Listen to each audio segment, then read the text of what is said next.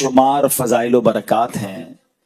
मेरे आका मदीने वाले मुस्तफ़ा सल्लल्लाहु ताला अलैहि वसल्लम का फरमान है, आका फरमाते हैं कि जो मुझ पर एक बार दुरूद पाक पढ़े, अल्लाह करीम उस पर अपनी 10 रहमतें नाजिल फरमाता है।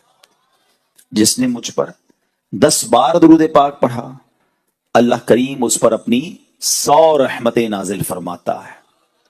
जिसने 10 बार दुरूद पाक पढ़ा, अल्लाह उस पर 100 रहमतें नाजिल फरमाता है। वमन सल्ला अलैहि मिअतन सल्लल्लाहु अलैहि अल्फा, जो 100 दुरूद पाक पढ़े, अल्लाह 1000 रहमतें नाजिल फरमाता है। एक दुरूद पर 10 रहमतें, 10 दुरूद पर 100 रहमतें, 100 दुरूद पर 1000 रहमतें, यानी हर दुरूद पढ़ते जाएं और 10 रहमतें लूटते जाएं। ये कितनी खूबसूरत कैलकुलेशन है। मगर इस हदीस का जो अगला हिस्सा है ना, वो और ज्यादा खूबसूरत है। मेरे आका फरमाते वमन सल्ला अलैया अल्फन, जिसने मुझ पर 1000 बार दुरूद पाक पढ़ा, अब उसको क्या मिलेगा? आका फरमाते हैं कि उसका कांधा मेरे कांधे से जन्नत के दरवाजे पर छू रहा होगा। ज़ाहमत कतिफहू कतिफी अला बाबिल जन्ना, यानी वो जन्नत में मेरे साथ ऐसे जाएगा कि उसका कांधा मेरे कांधे से छू रहा होगा। गांव गोट के लोग थे ना, जिंदगी बड़ी अच्छी थी कि जल्दी सो जाते थे, जल्दी उठ जाते थे, फजूल कामों में इतना टाइम लगता नहीं था। मगर अब गांव में भी मोबाइल फोन आ गया है, इधर भी इंटरनेट आ गया, इधर भी टीवी आ गया। अब यहाँ के लोग भी जनाब रातें जागने लगे, यहाँ के लोग भी फजूल कामों में टाइम गुजारने लगे। वरना सच्ची बात यह है कि इन फजूल कामों से बचकर अल्लाह और उसके रसूल के जिक्र में अपना वक्त गुजारे तो कितनी बरकतें मिल जाएंगी। मैं एक चोट करने के लिए एक बात करता हूं। अगर ये ऐलान हो जाए कि सहराए थर में जो जितने बार दुरूद पढ़ेगा उतने 1000 रुपए मिलेंगे, हाँ देखो कितना खुश हो गए। एक दुरूद पर 1000 है, 10 दुरूद 10,000 है, लाख दुरूद ओए होए उसके तो पता नहीं कितने लाख बन जाएंगे।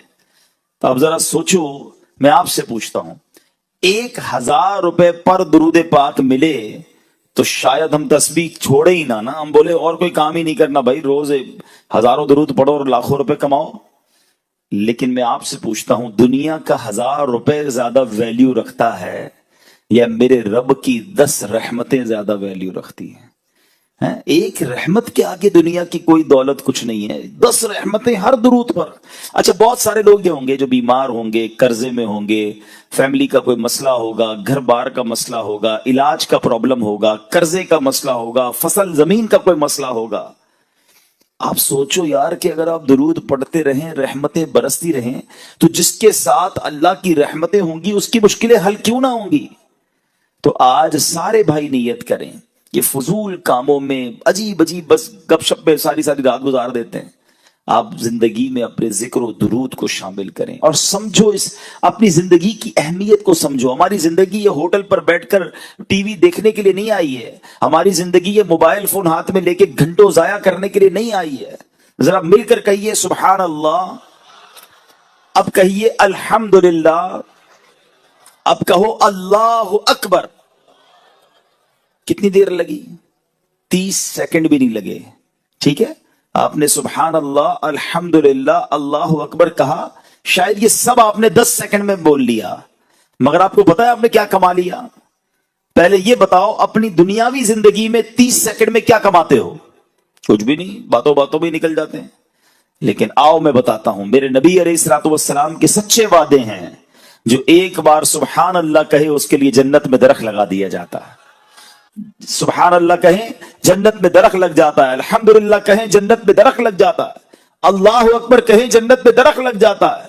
तो क्यों नहीं सुबह शाम अल्लाह और उसके रसूल का जिक्र करके जन्नत में अपने दरख्त, अपने बागात लगवा लो, ताकि जब दुनिया से जाएंगे, मुझे एक बात बताओ, जिसके जन्नत में दरख्त लगे होंगे उसको जन्नत में जाने भी तो दिया जाएगा ना। तो इंशाअल्लाह अल्लाह रसूल का जिक्र करो, जन्नत में दाखिला भी मिलेगा। अल्लाह मुझे और आपको फजूल कामों से बचकर खूब अपना और अपने हबीब अलैहिस्सलातु वस्सलाम का जिक्र करने की तौफीक अता फरमाए। आइए मिलकर मोहब्बत के साथ बावाज़ बुलंद दुरूद पाक पढ़ लें। सल्लु अलल हबीब सल्लल्लाहु तआला अला मुहम्मद सल्लल्लाहु अलैहि वसल्लम। प्यारे प्यारे इस्लामी भाइयों, آج میں نے ایک ایسی بیماری کے بارے میں آپ کو بتانا ہے کہ نارملی ہم اپنی جسمانی بیماریوں پر تو بڑی بات کرتے ہیں کہ یار بلڈ پریشر نہیں ہونا چاہیے، شوگر نہیں ہونی چاہیے، کولیسٹرول نہیں ہونا چاہیے، فلاں مرض نہیں ہونا چاہیے. اچھی بات ہے، اپنی صحت کا خیال رکھنا چاہیے. لیکن کچھ بیماریاں وہ ہیں جو بڑھ جائیں تو جان لے لیتی ہیں، جیسے ہماری جسمانی بیماریاں ہیں. لیکن کچھ بیماریاں وہ ہیں جو بڑھ جائیں تو ایمان لے لیتی ہیں. اب بتاؤ کون سی بیماری زیادہ خطرناک ہوئی، جان لینے والی یا ایمان لینے والی؟ جان تو ویسی جانی ہے، آج نہیں تو کل چلے جائیں گے، دنیا سے تو جانا ہی ہے نا. اور اگر بیماری کے عالم میں کوئی جاتا ہے اور صبر کر کے جاتا ہے تو اس کے گناہ بھی معاف ہو جاتے ہیں. بیماری تو گناہ معاف کروانے آتی ہے.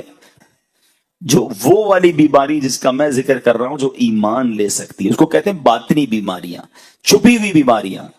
ان میں سے ایک دو بیماریوں کا میں نے آج آپ کو ذکر کرنا ہے. اور افسوس یہ ہے کہ یہ وہ بیماری ہے جو کون سا گھر ہے، کون سا معاشرہ ہے، کون سا گاؤں، کون سا شہر ہے جہاں یہ بیماری نہیں ہے. اور اس بیماری نے ہماری محبتیں ختم کر دی ہیں، ہمارا پیار ختم کر دیا ہے، ہمارا بھائی چارہ ختم کر دیا ہے. یہ کون سی بیماری ہے؟ اب ذرا غور سے سنیے، اور یہ بیماری کتنا بڑا جرم ہے یہ بھی ذرا سمجھیے گا. حضرت سیدنا ابن عباس رضی اللہ تعالیٰ عنہ کی خدمت میں کچھ لوگ گھبراہٹ کے عالم میں حاضر ہوئے اور عرض کی کہ ہم حج کی سعادت پانے کے لیے نکلے تھے، ہمارے ساتھ ایک آدمی بھی تھا. جب ہم ذات الصفاح کے مقام پر پہنچے تو وہ بندہ انتقال کر گیا. ہم نے اسے غسل و کفن کا انتظام کیا اور پھر اس کے لیے قبر کھودی. اب ذرا غور کیجئے گا، کہاں کون سے سفر میں جا رہا ہے وہ بندہ؟ حج کے سفر میں. اور حج کے سفر میں اس کا انتقال ہوا ہے. روایتوں میں آتا ہے کہ جو بندہ حج کو جائے، عمرے کو جائے اور راستے میں مر جائے تو اللہ تعالیٰ قیامت تک اسے حج کرنے کا ثواب عطا فرماتا ہے، کیونکہ وہ اس سفر میں مرا ہے نا. اتنی بڑی ایک طرح سے سعادت ہے. مگر اس بندے کا حال دیکھو، کہتے ہیں ہم اس کو دفنانے کے لیے جب قبر کھودی تو دیکھتے ہیں کہ وہ پوری قبر کالے سانپوں سے بھر گئی. ہم گھبرا گئے، ہم نے جو ہے وہ دوسری قبر کھودی، دیکھتے ہی دیکھتے وہ قبر بھی کالے سانپوں سے بھر گئی. ہم پریشان ہو گئے اور ہم نے کہا حضرت آپ کے پاس آئے ہیں، بتائیے ماجرا کیا ہے. سیدنا ابن عباس رضی اللہ تعالیٰ عنہ فرماتے ہیں یہ اس کا کینہ ہے جو اپنے دل میں رکھتا تھا، جاؤ اس کو وہیں سانپوں کے درمیان جا کر دفنا دو. آپ ذرا غور کیجیے پیارے اسلامی بھائیوں کہ حج کا مسافر ہے مگر قبر میں سانپ آ گئے. وجہ کہ اس کے دل میں کینہ تھا، مسلمانوں کے لیے بغض تھا، لوگوں کے لیے برے خیالات تھے. فرمایا جس کے دل ایسا ہو کہ ادھر بھی قبر کھودو گے ادھر سانپ نہیں آنا ہے، ادھر عذاب نہیں آنا ہے، ادھر ہی دفنا دو. اے پیارے اسلامی بھائیوں ذرا غور کیجئے، میں آج جس بیماری کے بارے میں، جس پرابلم کے بارے میں ذکر کرنے آیا ہوں، سمجھانے آیا ہوں، خود بھی سمجھنے آیا ہوں، وہ ہے کینہ، بغض. میں اس کی تعریف بھی بیان کروں گا کہ کینہ کہتے کس کو ہیں. اور ہو سکتا ہے کہ ابھی تک تو کسی کو سمجھ ہی نہ آیا ہو کہ کینہ کیا ہے، یا پھر کینہ میں تو نہیں کرتا. تو ذرا سنیے گا. اب پہلے تو کینہ جو ہے اس کی تعریف تھوڑی دیر بعد بیان کرتا ہوں. ایک طرف آپ نے اس بیمار یا اس پرابلم میں جو شخص مبتلا ہے اس کا عذاب سن لیا. اب آؤ دوسری طرف انعام بھی سن لو. ایک بار پیارے آقا علیہ الصلوۃ والسلام نے، صحابہ کرام موجود تھے، سیدنا انس رضی اللہ تعالیٰ عنہ اس حدیث کے راوی ہیں، کہتے ہیں کہ نبی پاک علیہ الصلوۃ والسلام نے فرمایا کہ یطلع علیکم الآن من هذا الفج رجل من اہل الجنہ. آقا فرماتے ہیں کہ ابھی تمہارے پاس اس راستے سے ایک جنتی آدمی آئے گا. اب ذرا غور کریں کہ صحابہ کرام کتنا دلچسپی کا اظہار کیا ہوگا، سارے کیوریس ہو گئے ہوں گے کہ دیکھے تو صحیح کون آ رہا ہے. نبی پاک نے پہلے ہی بتا دیا کہ اس دروازے سے اب ایک جنتی آدمی نے آنا ہے. سارے صحابہ دروازے کی طرف دیکھ رہے ہیں.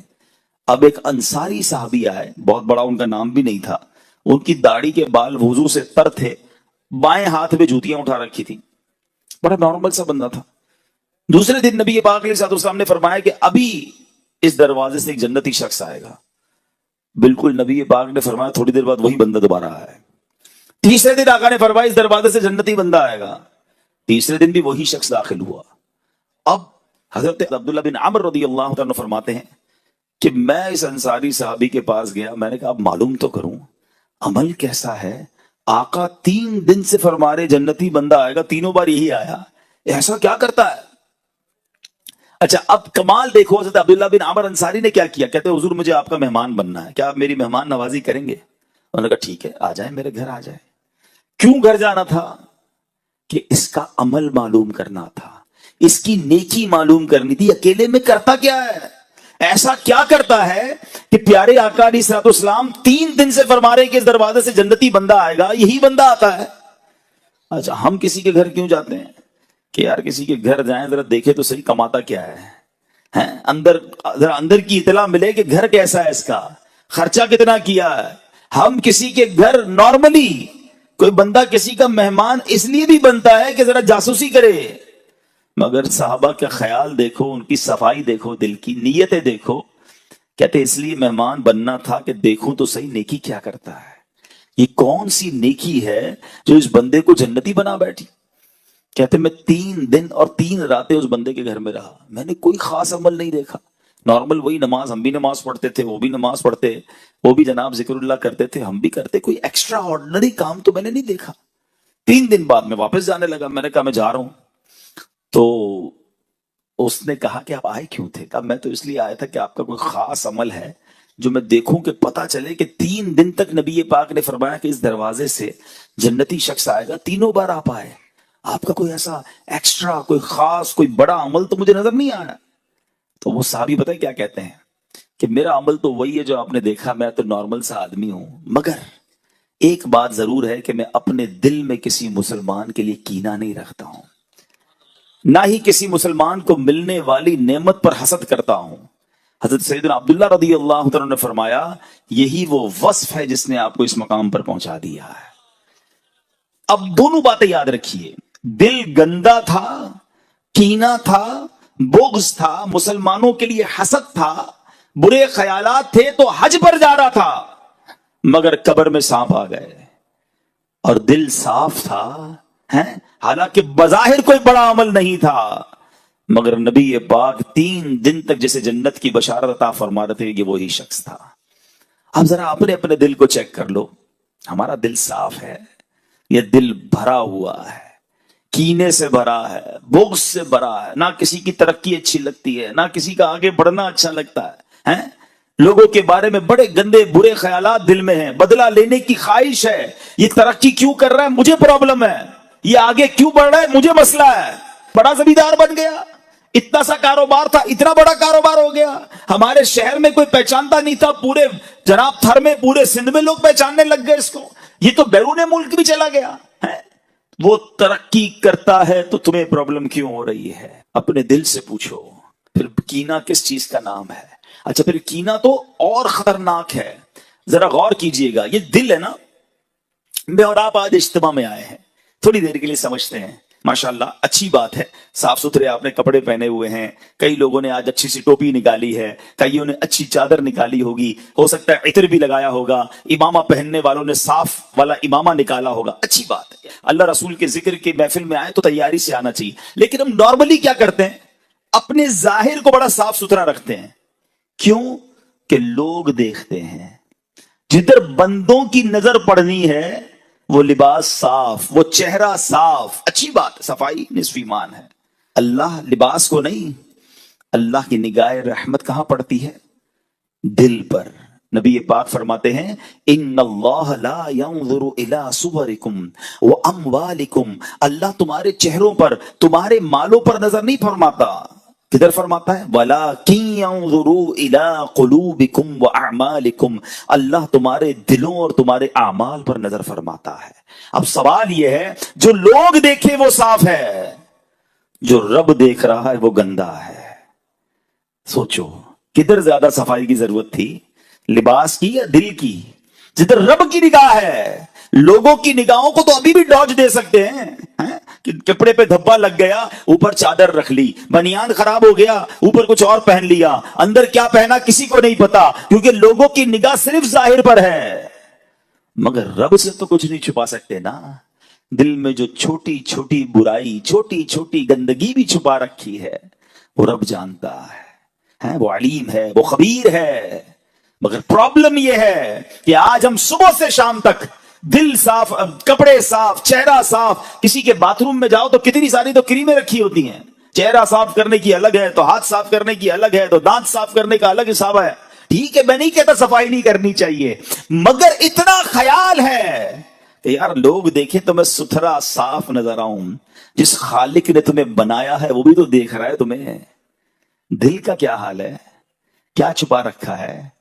تکبر اندر چھپا رکھا ہے، غیبت اندر رکھی ہے، حسد اندر رکھا ہے، لوگوں کے لیے برے خیالات اندر رکھے ہیں، گندے گندے پلان اندر رکھے ہیں، دشمنیاں اندر رکھی ہیں. پھر کہتے ہو اللہ مجھ سے راضی ہو جائے. وہ دیکھ رہا ہے کہ تمہارے دل میں کیا ہے. نماز بھی پڑھتے ہو تو اس لیے کہ لوگ نمازی سمجھیں. لوگ تو سمجھ لیں گے نمازی، رب جانتا ہے نیت کدھر کی ہے. صدقہ خیرات اس لیے دیا کہ لوگ سخی سمجھیں. لوگوں نے تو دیکھا کہ میرے ہاتھ سے پیسہ نکلا، غریب کو ملا، تصویر بھی کھنچ گئی. اللہ جانتا ہے کہ نیت کدھر کی ہے. اللہ کی رضا تھی، لوگوں کو دکھانا تھا. اس سے نہیں چھپا سکتے، اسے کوئی ڈوج نہیں دے سکتا. یاد رکھنا، وہاں نہیں بات بنانے کی مجال. اعلیٰ حضرت کہتے ہیں وہاں نہیں بات بنانے کی مجال، چارہ اقرار ہے.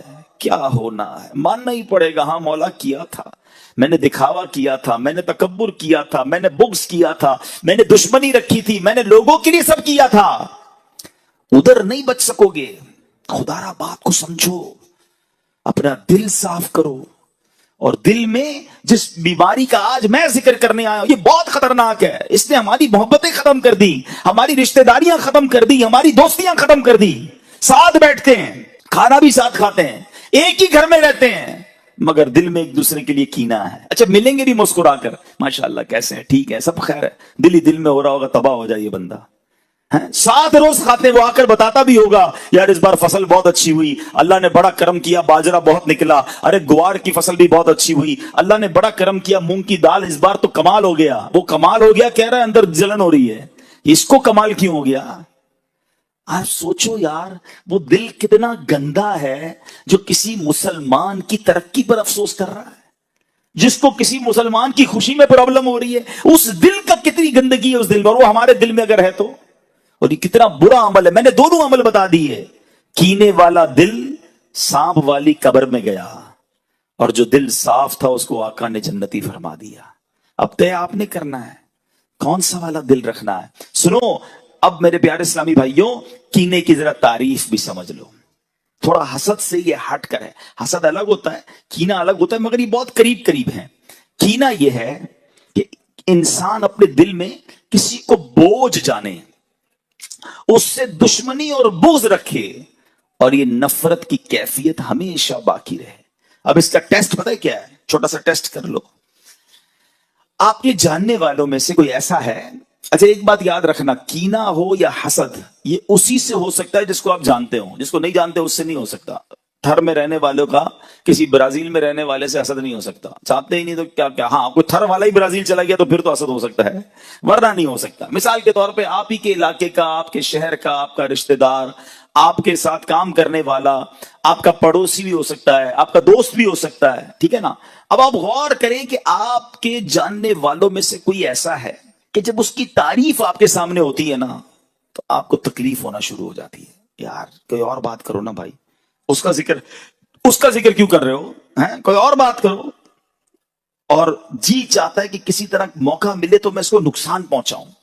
معذرت کے ساتھ یہ جو انٹیریئر کے ایریاز ہیں نا، اندرون کے جو علاقے ہیں، تھر بھی ہے اس میں، سندھ بھی ہے، پنجاب بھی ہے، بلوچستان بھی ہے، خیبر پختونخوا بھی. بدقسمتی یہ ہے کہ یہاں دشمنیاں پالی جاتی ہیں اور برسوں دشمنیاں رکھی جاتی ہیں. بچوں کو بھی بتایا جاتا ہے کہ فلاں خاندان ہمارا دشمن ہے. بتاؤ یار، کیا اسلام اس لیے آیا تھا؟ میرے آقا تو دشمنیاں مٹانے آئے تھے نا. نبی پاک نے تو فتح مکہ کے بعد خون کے پیاسوں کو بھی معاف کر دیا تھا، اور آج مسلمان کو معاف کرنے کے لیے تیار نہیں ہے. اور اگر آپ سٹارٹ دیکھیں تو کسی چھوٹی سی بات سے یہ معاملہ شروع ہوا ہوگا اور اب تک نہ جانے کتنے لوگ قتل ہو چکے ہوں گے، لیکن احساس نہیں ہے. پھر کینہ اور کس شے کا نام ہے کہ تم دشمنی رکھتے ہو دل میں. پھر سوچ لو کہ یہ کہیں بیماری ہمیں قیامت کے دن مروا نہ دے، قبر میں سانپ اور بچھو نہ آ جائے. حدیث پاک کا مضمون ہے کہ کچھ بیماریاں ایمان مونڈ دیتی ہیں. ایمان مونڈنے والی بیماری کون سی ہے؟ فرمایا اس میں کینہ اور حسد بھی ہے، جو انسان کا ایمان برباد کر دیتی ہے. خدارا اس وبا کو نکالیے. نبی پاک فرماتے ان قریب میری امت میں پچھلی امتوں کی بیماریاں آ جائیں گی. صحابہ کرام نے عرض کی حضور پچھلی امت کی بیماریاں کیا ہیں؟ تو آقا نے فرمایا تکبر، اترانا، ایک دوسرے کی غیبت کرنا، دنیا میں ایک دوسرے پر سبقت کرنے کی کوشش کرنا، بغض رکھنا، بخل یعنی کنجوسی کرنا، یہاں تک کہ وہ ظلم میں تبدیل ہو جائے، پھر فتنہ و فساد بن جائے. یہ پچھلی امتوں کی بیماریاں تھیں. مگر آج ہمارے اندر بھی ہے، چھوٹی چھوٹی بات پر دشمنیاں پالی ہیں. اور یہ جو حسد ہے نا، یہ تو اتنا برا عمل ہے، اتنا برا عمل ہے. میں ذرا ایک سوال پوچھنا چاہتا ہوں، آپ کو اندازہ ہو جائے گا کہ حسد ایکچولی کتنی بری چیز ہے. مجھے بتاؤ شہرت دینے والا کون ہے؟ سب مل کر جواب دیں گے. دولت دینے والا کون ہے؟ ارے اللہ کا نام لے رہے ہو، زور سے لے لو نا. دولت دینے والا کون ہے؟ شہرت دینے والا کون ہے؟ اولاد دینے والا کون ہے؟ عزت دینے والا کون ہے؟ روزی دینے والا کون ہے؟ تب سب دینے والا اللہ ہے. اور اگر وہ کسی کو دے رہا ہے تو تمہیں پرابلم کیوں ہو رہی ہے؟ کبھی سوچا یہ حسد کتنا برا عمل ہے کہ جس کو رب دے رہا ہے تمہیں اس میں پرابلم ہے. اصل میں جو حسد کرنے والا ہے نا، وہ اللہ پر اعتراض کرتا ہے کہ اللہ اس کو کیوں دیا، مجھے کیوں نہیں دیا. یہ ڈائریکٹلی رب پر اعتراض ہے.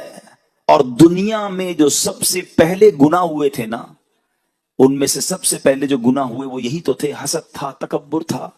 کیوں قابیل نے حابیل کو قتل کیا تھا؟ حسد تھا. کیوں شیطان نے حضرت آدم کو سجدہ نہیں کیا؟ حسد ہی تو تھا، تکبر ہی تو تھا. یہ سب سے پہلے اس دنیا میں ہونے والے گناہ ہیں. مگر آج مسلمانوں کے اندر بھی حسد اور کینہ آ چکا ہے. حسد ہے کیا؟ حسد کہتے ہیں کہ کسی کو نعمت ملے نا تو بندے کو یہ تکلیف ہو کہ یہ نعمت اس سے چھن کر مجھے مل جائے، اور اگر مجھے نہ ملے تو کم از کم اس کی تو برباد ہو جائے. آپ سوچیں یہ کتنا برا عمل ہے، کتنا گندا ہے وہ شخص جو یہ سوچتا ہے کہ کسی مسلمان کو بربادی ہو جائے. ایک بات یاد رکھنا، جو دوسروں کا برا سوچتا ہے نا، اس کا خود ہی برا ہوتا ہے. کوئی کسی کا بگاڑ نہیں سکتا. ہاں، حسد کرنے والا جلتا رہے گا، کم کسی کا کچھ نہیں کر سکے گا. جو اس کے نصیب میں ہے اس کو مل کر رہنا ہے. ساری دنیا مل کر کسی کو نیچے کرنے کی کوشش کرے نا، اور اللہ نے عزت رکھی ہے تو کوئی نیچے کر نہیں سکتا.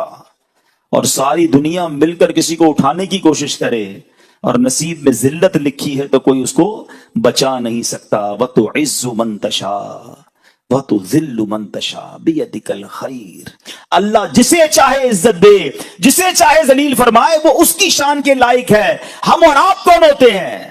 لیکن یہاں پرابلم ہے، ہمارا دوست آ کر ہمیں کہے کہ سائن نیا گھر لیا ہے، آئیے آپ کی دعوت ہے. جائیں گے اس کے گھر پہ بریانی بھی کھا کر آئیں گے، اور جیسے ہی باہر نکلیں گے پھر کہیں گے 2 نمبر کے پیسوں سے گھر بنایا ہے. سوچئے کتنا برا دل ہے کہ تمہیں کسی کی خوشی میں پرابلم ہے. کوئی بندہ آ کر کہنا ہے نئی موٹر سائیکل لی ہے، اچھا ماشاءاللہ دکھاؤ تو صحیح، مٹھائی کب کھلاؤ گے؟ مٹھائی بھی کھا لیں گے. جیسے ہی جائے گا کہیں گے یہ چوری کے پیسوں سے لی ہے، سود کے پیسوں سے لی ہے.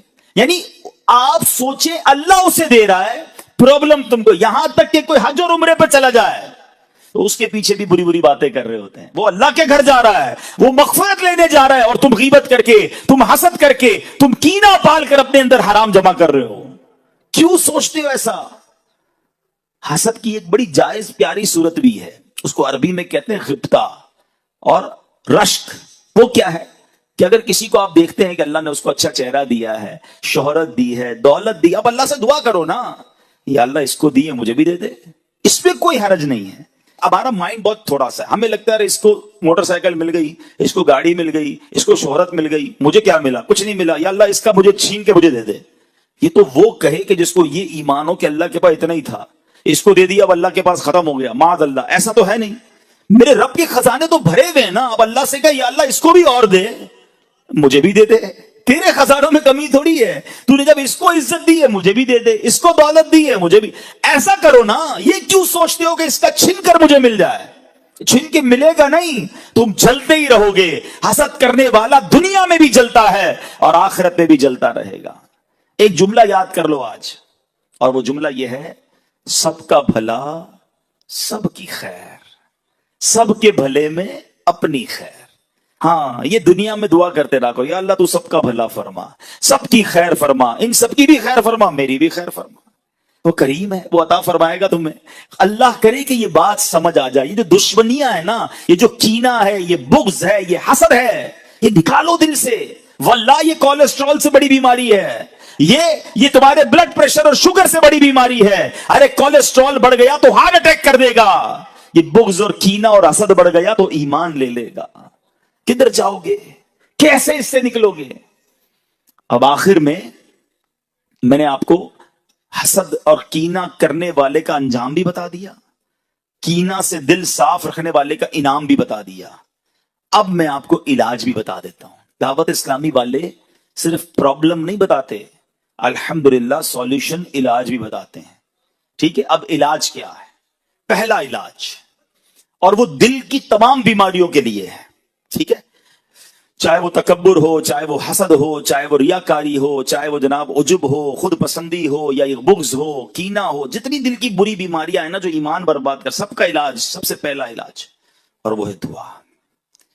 اللہ سے دعا کرتے رہا کرو، یا اللہ میرا دل صاف کر دے، اے اللہ تکبر سے پاک کر دے، بغض سے پاک کر دے، کینے سے پاک کر دے، میں برا ہوں میرے مالک، میرے دل کو صاف کر دے۔ دعا کرو نا، اللہ ہم کمزور ہیں، اللہ تو کریم ہے نا، وہ نگاہ رحمت فرمائے گا تو یہ دل صاف ہو جائے گا۔ پہلا دعا کیا کرو، ٹھیک ہے۔ دوسرا علاج وہ ہے اینٹی بائیوٹک، تھوڑا سا مشکل ہوتا ہے نا، انجیکشن لگاتے درد ہوتا ہے نا، یہ درد والا علاج ہے، لیکن ہے بڑا زبردست علاج، کہ جس سے حسد ہو گیا ہے نا، یا جس کے لیے کینہ ہے دل میں، برا لگتا ہے، بربادی کی خواہش ہے جس کی، اور آپ کو لگا یار یہ تو میرے دل میں آ گئی ہے اور میں تو مر گیا۔ اچھا ایک آپ کو عجیب سی بات بتاؤں، جس سے حسد ہے نا یا جس سے کینہ ہے، اس کو پرابلم نہیں ہے، پرابلم آپ کو ہے، کیونکہ آپ کے دل میں بیماری ہے، اس کو تھوڑی بڑا مسئلہ ہے، بیمار آپ ہو گئے ہیں، اس کو کوئی مسئلہ نہیں، علاج آپ کو کرنا پڑے گا۔ تو اب علاج یہ ہے کہ اب اس کے لیے دعا کریں، جس سے حسد ہو گیا ہے نا اسی کے لیے دعا کریں۔ اور دعا کیا کریں؟ مثال کے طور پہ کسی کی خوبصورتی سے حسد ہے، یار اتنا اچھا چہرہ کیوں ہے اس کا، اب دعا کریں یا اللہ اس کو اور اس کی خوبصورتی میں اضافہ فرما۔ کسی کی دولت سے حسد ہو گیا ہے، دعا کریں یا اللہ اس کے مال میں اور برکت دے۔ کسی کی شہرت سے حسد ہو گیا ہے، یا اللہ اس کی شہرت میں اور برکت دے۔ ہے مشکل، آپ بولے مولوی صاحب بندہ پہلے ہی اچھا نہیں لگ رہا اور آپ کہہ رہے ہیں اسی کے لیے دعا کروں، تو یہی تو میں بتا رہا ہوں، انجیکشن ہے یہ، تھوڑی تکلیف ہوگی آپ کو لیکن اس کا فائدہ بتا رہا ہوں۔ جب آپ اس کے لیے دعا کریں گے نا اس وقت آپ کو بھاری پڑے گا، لیکن آہستہ آہستہ کیا ہوگا کہ جب آپ دعا کرتے رہیں گے تو دل اس کے لیے صاف ہو جائے گا۔ آپ کوئی آ کر بتائے گا نا یار پتا چلا وہ فلاں کی کاروبار میں اور ترقی ہو گئی، تو آپ کہیں گے میں بھی تو دعا کرتا ہوں، ترقی تو ہونی تھی۔ کوئی آ کر کہے گا یار وہ اور مشہور ہو گیا، ارے اللہ اور عزت دے، میں بھی تو دعا کرتا ہوں۔ اب آپ کے دل سے یہ حسد اور کینہ صاف ہونے لگ جائے گا۔ تیسرا علاج، یہ بھی تھوڑا سا کڑوی گولی ہے، اور وہ کیا ہے؟ بھائی بیمار ہے نا، بیمار کو دوائی تو دینی پڑے گی نا، علاج کرنا ہے تو دوائی لے لو، نہیں کرنا تو آپ کی مرضی۔ اور وہ کیا ہے کہ جس سے حسد یا کینہ ہو گیا ہے نا اس کو جا کر تحفہ دے۔ تحفہ کیا ہے؟ تحفہ حدیث میں آتا ہے تحفہ دو محبت بڑھے گی۔ ہاں اب بندہ بولے مجھے اس کا چہرہ ہی اچھا نہیں لگتا، آپ کہہ رہے تحفہ اس کو دو جا کے، بیمار تم ہو نا، علاج کرنا ہے تو دو تحفہ، انشاءاللہ محبت بڑھ جائے گی، علاج ہو جائے گا، دل صاف ہو جائے گا۔ ہاں ایک گڑبڑ مت کرنا کہ جا کر تحفہ دیتے وقت کہنا بھائی تم سے حسد ہو گیا تھا، مولانا صاحب نے کہا تحفہ دو اس لیے تحفہ لے کر آئے، اور پھڈا ہو جائے گا بھائی۔ ہاں بتانا نہیں ہے، ویسے ہی جا کے تحفہ دینا ہے، لیکن سمجھانا یہ چاہ رہا ہوں کہ جس سے بھی اگر دل میں یہ پرابلم ہو گئی ہے تو اس سے میرا دل صاف ہونا میرے لیے ضروری ہے، اس کے لیے نہیں، ورنہ میں مارا جاؤں گا، کہیں میرا ایمان برباد نہ ہو جائے۔ اور آخری بات، یہ جو حسد ہے نا یا کینہ، یہ سکون لے جاتا ہے۔ کوئی ایسا میرا بھائی موجود ہے نا جس کو نیند نہ آتی ہو، ٹینشن رہتی ہو، تو چیک کر لو، تمہیں لگتا ہے کسی سے حسد ہو گیا ہے، کسی کا کینہ، کسی کا بغض دل میں پال لیا ہے، کیونکہ اسی کے بارے میں سوچتے رہتے ہو، وہ آگے بڑھ رہا ہے، تمہیں پرابلم ہو رہی ہے۔ اگر آپ پرسکون رہنا چاہتے ہو نا، اچھی میٹھی نیند سونا چاہتے ہو، تو جو میں نے ایک جملہ سکھایا ہے نا، سب کا بھلا سب کی خیر، سب کے بھلے میں اپنی خیر، خوش ہوا کرو۔ لوگ کوئی کہے نا یار پتہ چلا وہ ترقی کر رہا، اچھا ماشاءاللہ، یا اللہ اسے اور ترقی دے، ارے یار اس کی فصل اس بار اور بڑھ گئی، میرے مولا اس کی فصل میں اور ترقی دے، آئی صاحب وہ فلاں بندہ عمرے پہ حج پہ جا رہا ہے، یا اللہ اس کو بار بار بھیج، وہ بڑا مشہور ہو گیا ہے، اللہ اس کی عزت میں اور برکت۔ مجھے کیوں پرابلم ہو رہی ہے؟ میں خوش رہوں نا، مسلمان کی خوشی میں خوش رہو، اللہ तुम्हें भी खुश कर देगा। कितना अजीब दिल है उस बंदे का जो मुसलमान तरक्की कर रहा है, उसको टेंशन हो रही है। अगर सुकून की नींद सोना चाहते हो ना, टेंशन फ्री लाइफ गुजारना चाहते हो, तो लोगों का बुग़्ज़, हसद और कीना दिल से निकालो। कभी किसी का बुरा ना चाहें। आप चाहकर भी किसी का बुरा नहीं कर सकते, क्योंकि जिसे रब ने नवाजना है उसे कौन रोक सकता है। तो अल्लाह करे आज के इस बयान में ये एक बातिनी बीमारी, एक या दो बातिनी बीमारियों के बारे में मैंने बयान किया, वरना सच्ची बात पता क्या है, इल्म सीखना बहुत जरूरी है। हमें शायद जिस्मानी बहुत सारी बीमारियों के बारे में पता है, मगर ये जो दिल की बातिनी बीमारियां हैं ना, जो ईमान बर्बाद कर देती हैं, उनके बारे में जानना बहुत जरूरी है। तकब्बुर हर दूसरे आदमी के अंदर नजर आता है, वो क्या है, उसकी तारीफ क्या है, उससे बचा कैसे जा सकता है, रियाकारी किसको कहते हैं, खुद पसंदी किसे कहते हैं। तो ऐसी बहुत सारी बीमारियां हैं। तो मैं गुजारिश करूंगा कि दावत इस्लामी के इज्तिमात में आते रहें, हमारे मकतबतुल मदीना की किताबें खरीद कर पढ़ें, ताकि पता चले कि ये बीमारियां क्या हैं। एक किताब का नाम भी बता देता हूं, उस किताब का नाम ही यही है, बातिनी बीमारियों के बारे में मालूमात। एक ही किताब में बहुत सारी बातिनी बीमारियां डिटेल के साथ लिखी हैं। तो दोबारा पढ़िए, एक दूसरे को ये तोहफे में दीजिए। किताबों का तोहफा देने का रिवाज डालें, ताकि इल्म फैले। किसी को किताब देंगे, वो खुद पढ़ेगा तो भी आपको सवाब मिलेगा, वो किसी और को देगा फिर भी आपको सवाब मिलेगा। तो हमारे तोहफे भी ऐसे होने चाहिए जो सदका जारी